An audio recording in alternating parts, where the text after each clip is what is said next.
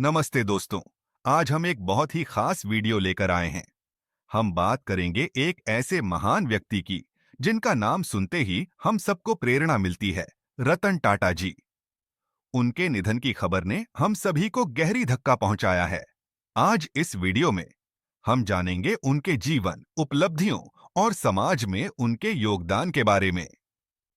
रतन टाटा जी का जन्म 28 दिसंबर 1937 को मुंबई में हुआ। वे टाटा परिवार से थे और उनके पिता का नाम नावल टाटा था। रतन टाटा ने अपनी पढ़ाई हार्वर्ड बिजनेस स्कूल से की।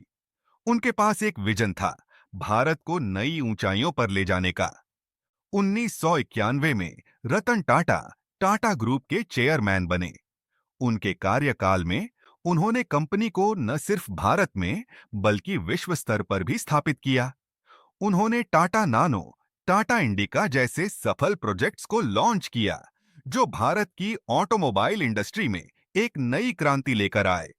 रतन टाटा जी के नेतृत्व में टाटा ग्रुप ने कई महत्वपूर्ण मील के पत्थर तय किए, लेकिन एक घटना ने उनकी पहचान को और मजबूती से स्थापित किया। 2008 में जब टाटा मोटर्स ने अपनी नई कार टाटा नानो को लॉन्च किया, तभी एक बड़ा मुद्दा सामने आया। फोर्ड मोटर कंपनी ने भारतीय बाजार में अपनी एंट्री करने के लिए एक प्रमुख योजना बनाई थी और वे भारतीय बाजार में टाटा नानो के प्रतिस्पर्धी के रूप में अपनी कार पेश करने की तैयारी कर रहे थे।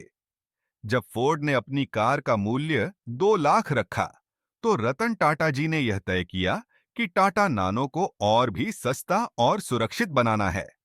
इस चुनौती का सामना करने के लिए रतन टाटा जी ने अपनी टीम के साथ मिलकर काम किया।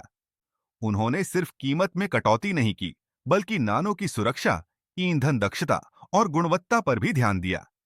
उनका दृष्टिकोण स्पष्ट था, भारतीय लोगों को एक किफायती और विश्वसनीय कार्य प्रदान करना। रतन टाटा जी की इस रणनीति ने फोर्ड को भारतीय बाजार में कठिनाई का सामना करने पर मजबूर किया। यह उनकी दूरदर्शिता और सामर्थ्य का एक बड़ा उदाहरण था। इससे टाटा नानो ने न सिर्फ भारतीय बाजार में बल्कि वैश्विक स्तर पर भी अपनी पहचान बनाई। रतन टाटा जी की जीवन में एक बेहद प्रेरणादायक किस्सा है, जो उन्हें और भी महान साबित करता है। 1999 में टाटा मोटर्स ने अपनी पहली कार टाटा इंडिका लॉन्च की। यह भारत की पहली स्वदेशी कार थी, लेकिन शुरुआती दिनों में इस कार को बाजार से उतना अच्छा रिस्पॉन्स नहीं मिला। कंपनी को भारी नुकसान उठाना पड़ा और टाटा मोटर्स की कार डिवीजन मुश्किल में थी। उस समय रतन टाटा जी और उनकी टीम ने सोचा कि शायद कार बिजनेस में बने रहना सही नहीं है, इसलिए उन्होंने इस डिवीजन को बेचने का फैसला किया। वे फोर्ड मोटर्स के पास इसे बेचने के लिए गए। रतन टाटा जी और उनकी टीम 1999 में अमेरिका के डेट्रॉइट गए, जहां फोर्ड के चेयरमैन बिल फोर्ड और उनकी टीम से मुलाकात हुई। फोर्ड के अधिकारियों ने रतन टाटा जी को कहा, आपको कार बिजनेस में क्यों आया, यह आपके लिए बहुत बड़ी गलती थी। हम आपकी कंपनी खरीदकर आप पर एहसान कर रहे हैं। यह बात सुनकर रतन टाटा जी बेहद अपमानित महसूस कर रहे थे, लेकिन उन्होंने उस समय कुछ नहीं कहा। वे अपनी टीम के साथ चुपचाप भारत लौट आए।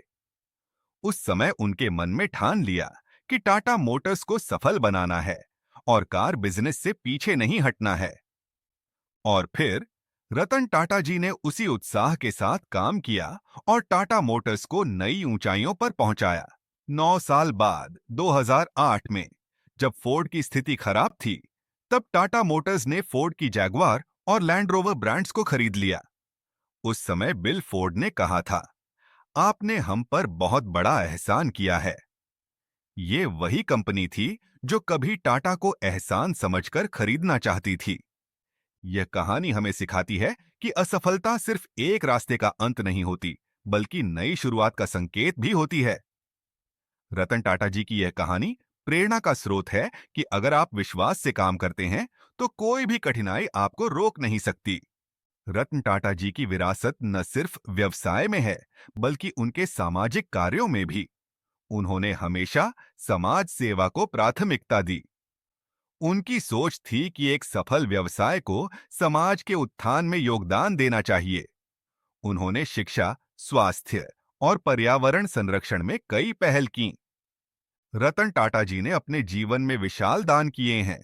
उनके द्वारा दिए गए दानों की राशि लगभग 1,500 करोड़ रुपए से अधिक है। उन्होंने कई अस्पतालों, स्कूलों और सामाजिक संगठनों को सहायता प्रदान की। उनका योगदान हमेशा याद रखा जाएगा, क्योंकि उन्होंने कई लोगों की जिंदगी में बदलाव लाने का काम किया। रतन टाटा जी के परिवार में कोई संतान नहीं है, लेकिन वे अपने परिवार के अन्य सदस्यों के साथ गहरे संबंध में थे। उनका परिवार टाटा ग्रुप की विरासत का महत्वपूर्ण हिस्सा है। उनका परिवार और मित्र हमेशा उनके काम और दृष्टिकोण के लिए प्रेरित रहे। रतन टाटा जी का जीवन हमें यह सिखाता है कि महानता सिर्फ पद पर नहीं, बल्कि हमारे कार्यों में है। उन्होंने हमेशा युवाओं को प्रेरित किया और उनके विचारों ने लाखों लोगों को आगे बढ़ने की हिम्मत दी।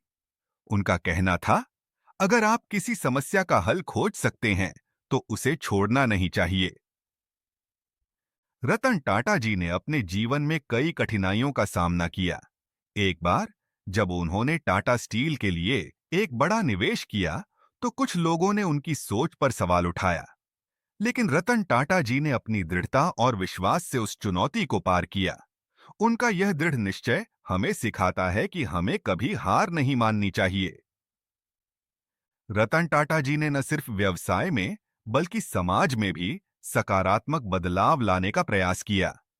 उन्होंने टाटा ट्रस्ट्स के माध्यम से कई सामाजिक परियोजनाओं को सपोर्ट किया। इन परियोजनाओं में स्वास्थ्य, शिक्षा और महिला सशक्तिकरण शामिल हैं। उनका उद्देश्य हमेशा समाज के लिए कुछ अच्छा करना रहा। तो दोस्तों, आज हमने रतन टाटा जी की जिंदगी की यात्रा की। उनकी उपलब्धियों और उनके द्वारा किए गए कार्यों से हमें यह सीखने को मिलता है कि सच्ची सफलता उस काम में है जो हम दूसरों के लिए करते हैं। आइए, हम सब मिलकर उनके योगदान को याद करें और उनके आदर्शों पर चलने की कोशिश करें। अगर आपको यह वीडियो पसंद आया हो, तो कृपया लाइक करें, शेयर करें और हमारे चैनल एक्सप्लोर वर्ल्ड विद मोडी को सब्सक्राइब करें। धन्यवाद और जय हिंद।